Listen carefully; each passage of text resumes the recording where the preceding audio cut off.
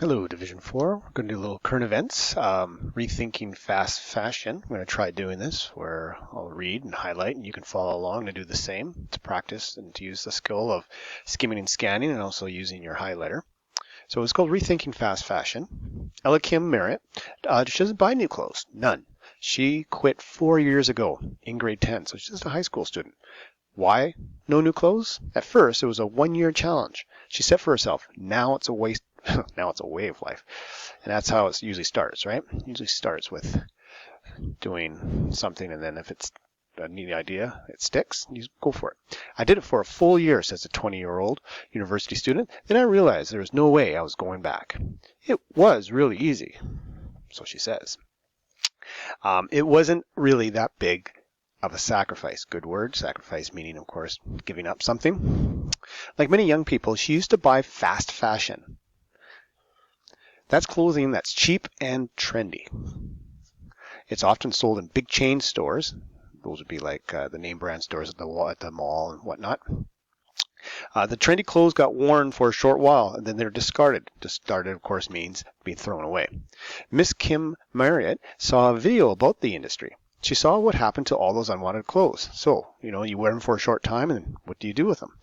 And that completely changed my perspective on it. She says, we throw billions of dollars worth of clothes each year. Wow, that's a lot of money.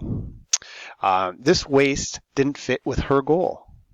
She wanted to reduce her environmental footprint. You hear that a lot, and that's what each of you have, a footprint on the environment, meaning the effects that you have on it. So if she needs clothing, she shops at a second-hand store, and that would be like your Thrifty or Value Villages and things like that. Shopping sustainability. We all wear clothes. I hope so.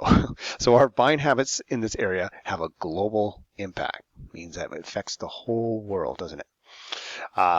Here's a good word over here of sustainability. Something done sustainably is done in a way that can be maintained for an indefinite period without damaging the environment. And we all know that in the sense that if we what we're doing can affect tomorrow. And a lot of us are quite aware of it, whether it be, keeping the environment clean and things, but you want to be able to last long. For example, when we're cutting down trees, if we cut down trees and don't replant, eventually we're not going to have any trees. So we are trying to sustain, even though it takes, maybe an hour to cut down a large tree where it takes 100 years to grow it. It's not a perfect thing, but our salmon, for example, we're always refeeding or the oceans and things, even though we're fishing quicker than we are actually replacing it. So the sustainability isn't a perfect thing, but that's what we're trying to do. So how do we shop more sustainably?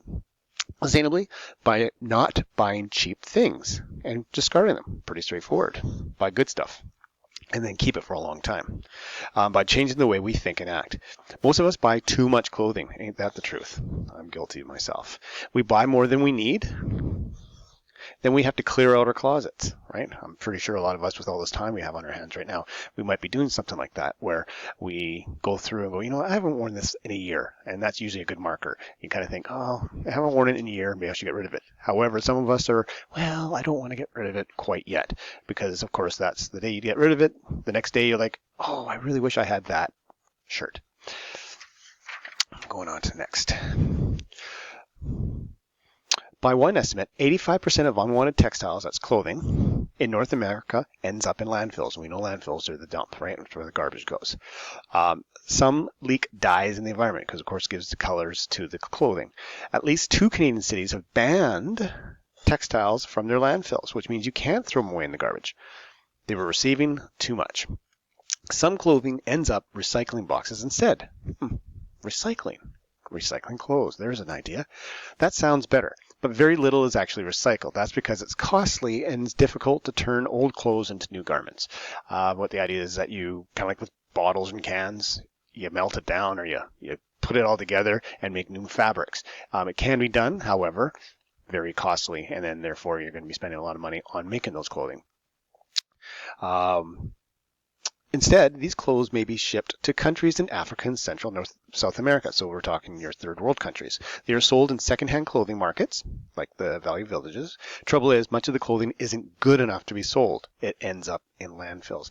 And that's the kicker right there, in the sense that because they're cheap clothes, they don't last long. And I'm sure you've all had a pair of something that just your favorite, but it only lasted a short time because it was either thin or it ripped easily and stuff like that. It's an out of sight, out of mind kind of thing, says a 20-year-old. We don't really see the effects of fast fashion. Another reason she's not buying fast fashion, she learned that much of this cheap clothing is made in factories in developing countries. So, and what that means, workers there don't get fair wages, right? It's usually children, and they work in poor conditions. So basically, they're working for pennies or nickels and dimes in a very unfit workplace.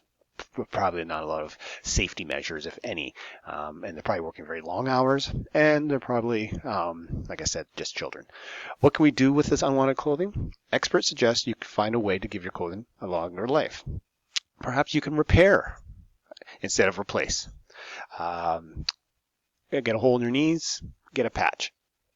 Some would say, oh, that's it doesn't look very good. Well, this is what she's saying over here about out of sight, out of mind. We have to change our way of thinking.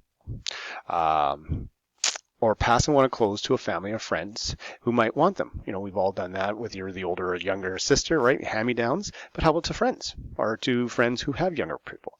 What about having clothing swap where friends trade clothes? Well, that's could be fun for a young person. Who knows? But at least that clothing isn't getting put into the landfill. Or donate them to a thrift and center. So actually take them to thrifty Best Spot.